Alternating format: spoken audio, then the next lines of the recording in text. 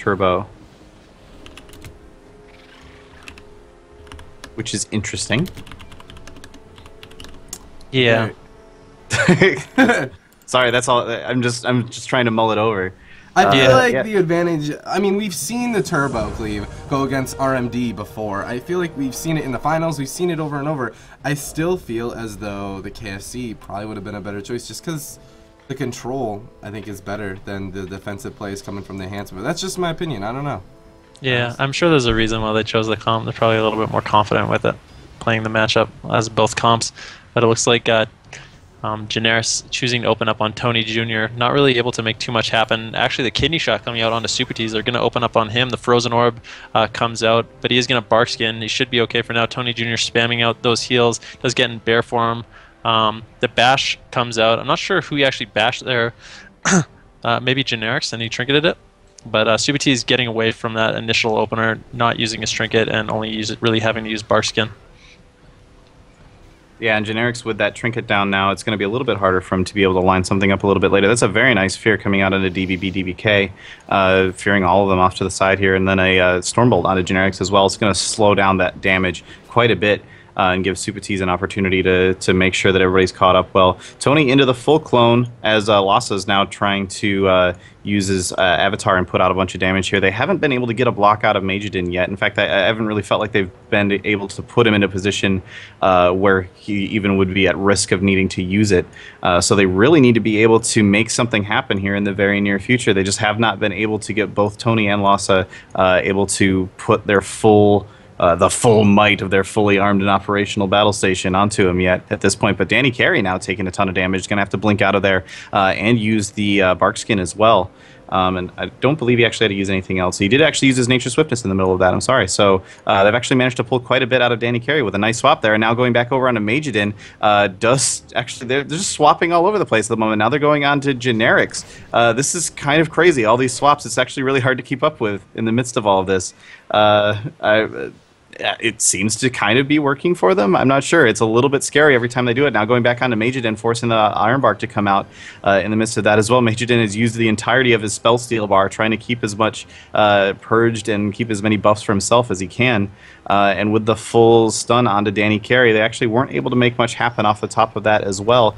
Trying to use the totem in the midst of that. But sorry, go ahead. Yeah, Supatease actually caught into that red buff killing spree. The kidney shot, cheap shot comes out. And that RMD actually did multiple swaps onto Supatease there, working through his trinket as well as his bar skin, and that was the swap they wanted, and Supatease able to survive it, getting some heals from Tony Jr. And yeah, his trinket and bar skin are going to be coming back up. Meanwhile, Dannycarry taking a little bit of damage. Losa caught into the full kidney. The blind comes out onto Supatease. He's going to have trinket available in 19 seconds, but they're not really able to get any pressure out on the Losa. They did get through that enrage regen, but the blind is now over. Supatease caught into that sheep. And they're not really able to get too much damage out on the Losa at the moment. Supatease is going to be out of CC, going to be able to top his team. But one key thing is Supatease now has his trinket available, so that's another thing this RMD is going to have to sort of work through if they want to score any sort of kill. Yeah, he has trinket available, he has NS back up again. He'll have his Iron Bark in 10 seconds. And he has his bark skin as well. So Tony from the Bronx actually looking in a pretty good position. Dannycarry having to use his Iron Bark, stuck out in the middle of the map here, going into the bear form, trying to get away, trying to get a Cyclone out, is not able to land that actually. It looks like it was spell reflected onto him. So nice presence of mind there from Lhasa to be able to get that out in time. But Generix now in the Stormbolt, taking a whole bunch of damage as well. Just these constant swaps coming out of Tony from the Bronx. He does drop the Smoke Bomb, trying to limit the damage as much as he can, and the Cloak and the evasion in the midst of all of that. So that's a lot of cooldowns now used by Generix, trying to keep himself alive. Lhasa taking a bit of damage, caught into that kidney shot for just a second. He's going to charge out of there. Supatease in the full poly into the deep, but it doesn't look like Lhasa's actually in too much trouble.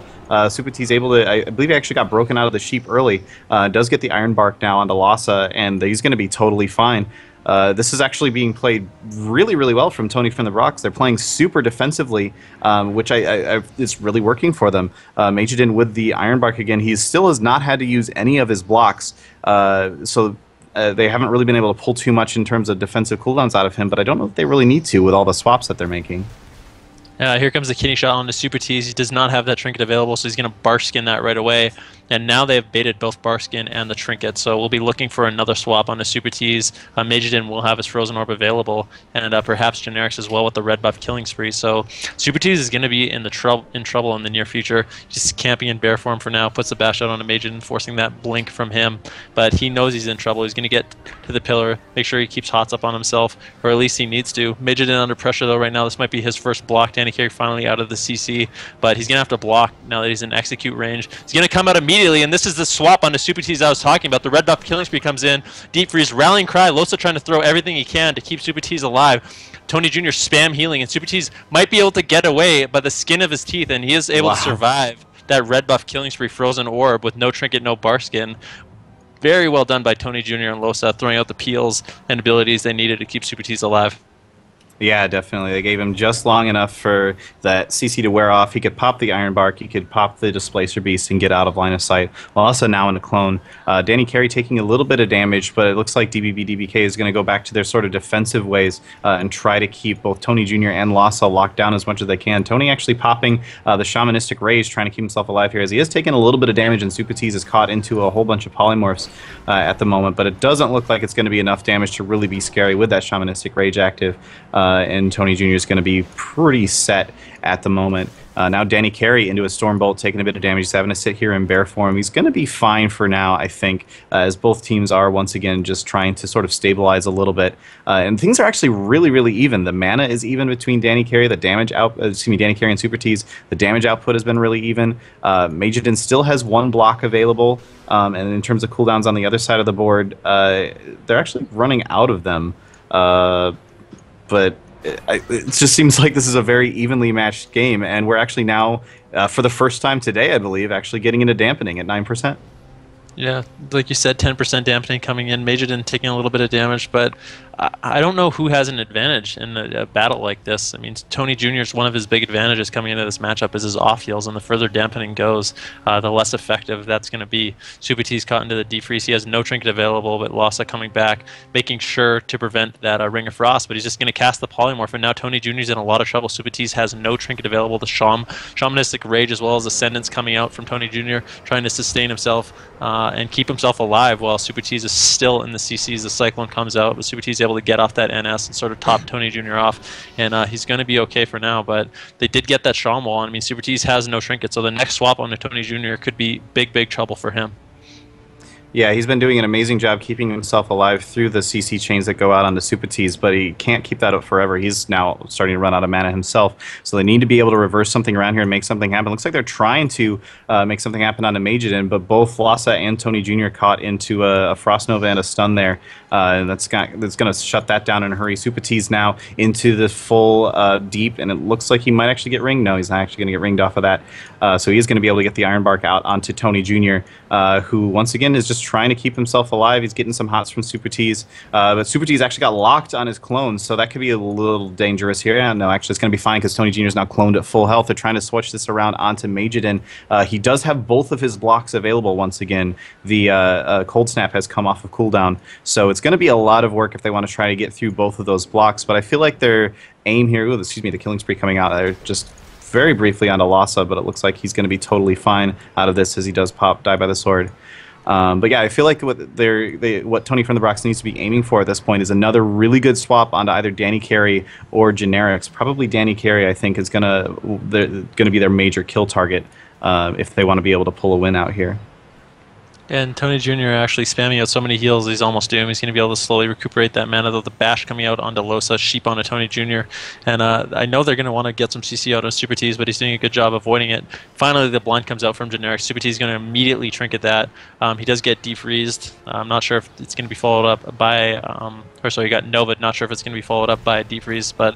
the cheap shot does come out onto Supatease, and they're going to try to force his Barkskin there. Now he's in a position where he has no Trinket and no Barkskin, so the next swap could be a nightmare for him. Generic's going to have his Killing Spree available, Mageiden having his Frozen Orb, and this is the swap they want. This is exactly what they played into, and Supatease is going to be in a lot of trouble if he's not going to get a lot of help from Tony Jr. as well as Losa.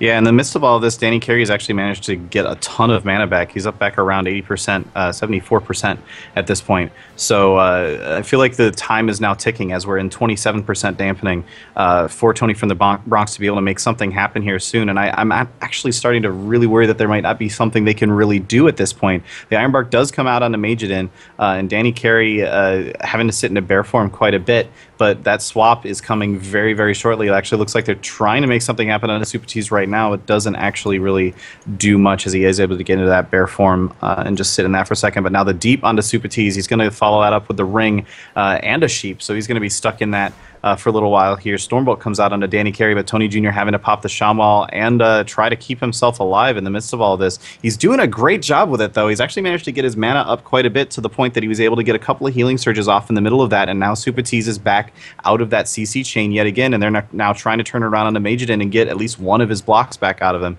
But again, it just isn't happening for them. Yeah, Supatease did an excellent job denying that RMD swap onto himself, making sure he was camping bear form, and because of that, they weren't able to really force anything out of him.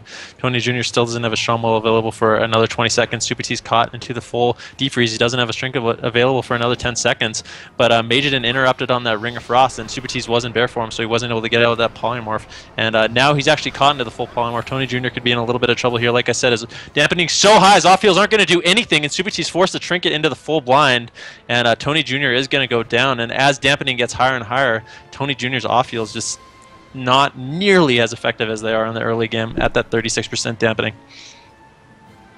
Yeah. We can take a quick look at that replay. I believe Tony Jr. right before this hard swap actually used his Shaman Rage. So through this orb and everything, he uses that Ascendance. But like you said, man, this dampening's so high, he can't heal himself with that Ascendance and that Supatease and that full polymorph. And yeah, there it is, the blind out of the polymorph. Supatease trinketed, but it was already too late at that point. And the very first map of this best of 3 series is going to go to DBBDBK. Alright, and I'll go ahead and ask, hey, it's Tony from the Bronx, what map they want next. Let's see here. Yeah, that was a really well-played match by both sides, I think. They were just, I mean, the fact that it got to 39% dampening should indicate that there was a lot of skill that went into that. Just being able to keep each other alive for that long. But yeah, once you do get to that 39% dampening, like the Enhancement Shaman off-heals just aren't going to really do anything, like Fenriky was saying. So it's just the sort of thing, like they needed to be able to do something a little bit sooner if they wanted to be able to squeeze out a kill there. But again, DBBDBK, like they have done so well in previous tournaments that it's really not surprising to see them able to make it happen yet again here. I love their baits, man. That's so fun. They go on making sure they yeah, exactly. That's what they need to do. They need to go on Supatease and put him in a position where he's going to be in trouble if he doesn't use his bark skin, but they're saving those major cooldowns for the kill, you know, saving the red buff killing spree as well as the frozen orb. And that's exactly what they need to do, but Supatease recognizing when he was in trouble and making sure to play ultra defensive, and he knows that's all they want to do. All they want to do is try to kill him in a situation like that, so he's able to play super safe, even going for re-stealths, just sitting in bear form, having the trends out. And because of that defensive play, he didn't get killed himself, but unfortunately they were still able to land a kill on Tony. Yeah, something to note too is Danny getting away, blinking away, shadow melding, and getting a drink all the way back to like 92% mana. Yeah. Which I feel like this Turbo did a really great job just spreading that pressure all around and making it really hard for this Druid to heal. But that Dannycarry, by doing that, by getting that drink off, that kind of negated that early pressure. But the next map chosen by this Turbo Cleave is going to be on Blade's Edge Arena.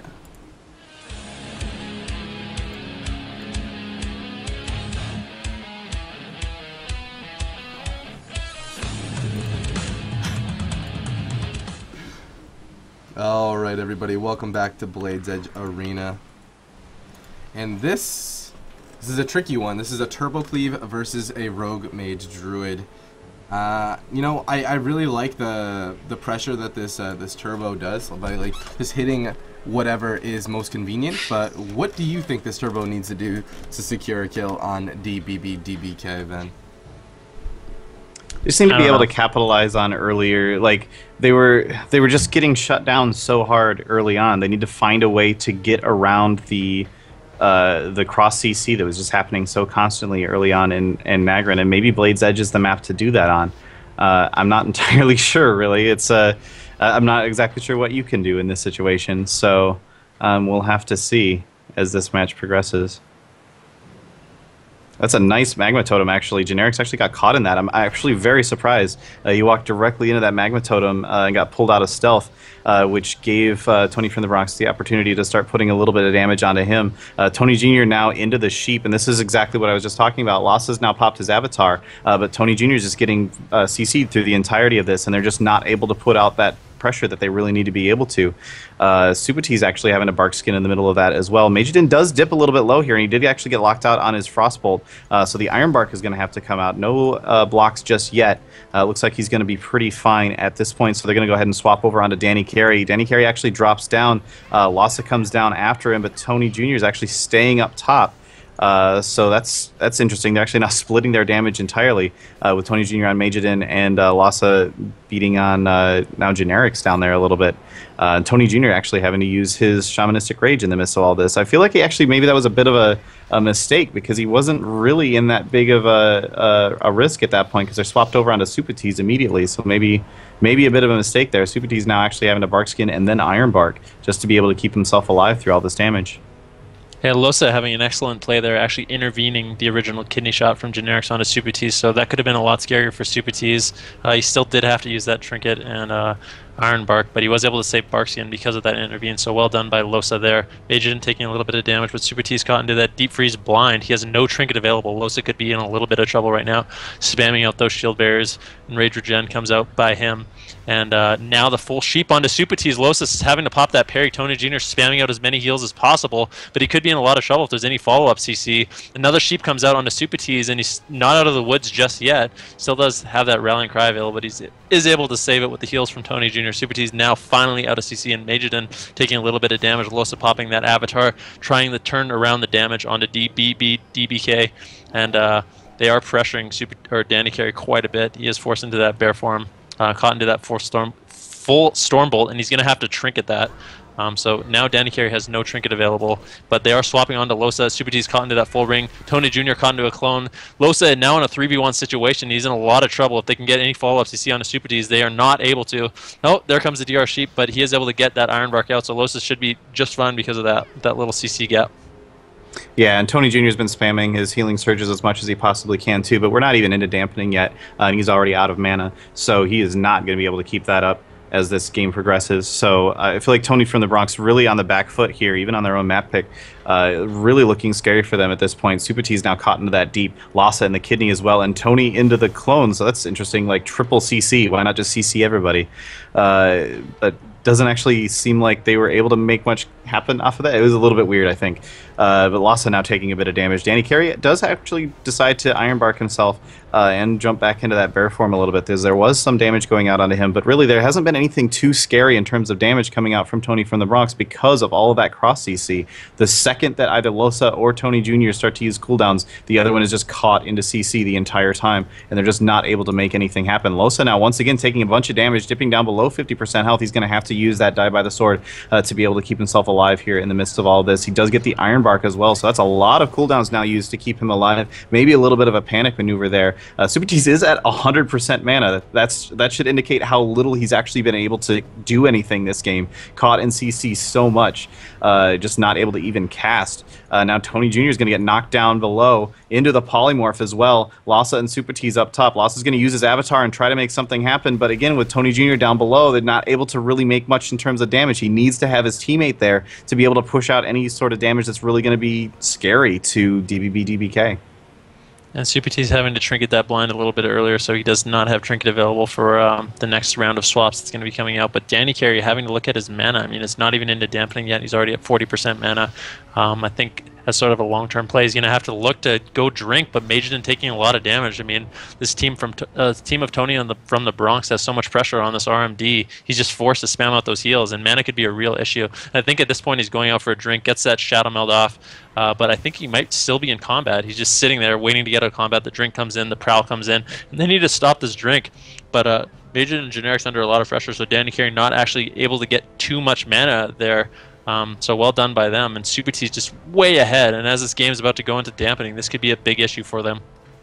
Yeah, and the cooldowns are now coming up for Supatease as well. He's got the Iron Bark, he's got the Nature Swiftness, and very soon he's going to have his Bark Skin as well. He's taking a lot of damage in this, though. He's going to have to use that Iron Bark right away, and it may not be enough as he's stunned yet again, sitting there in bear form. This is a lot of damage. He's going to blink out of there and try to keep himself alive. Does get caught by the tail end of that killing spree, though, so he still has generics on him, and that's it. Too much damage for him to be able to deal with. That blink was maybe just a little bit too early that generics was able to keep up with him, and that's going to be 2-0 for DBBDBK. Wow. Yeah, Supatease really didn't have anything available there. I mean, he had no trinket and no bar skin, and it's just not too much you can do in that situation. Generic saving the killing spree for when he was low and finally got away, and there's just nothing you can do when a rogue's killing spreeing you.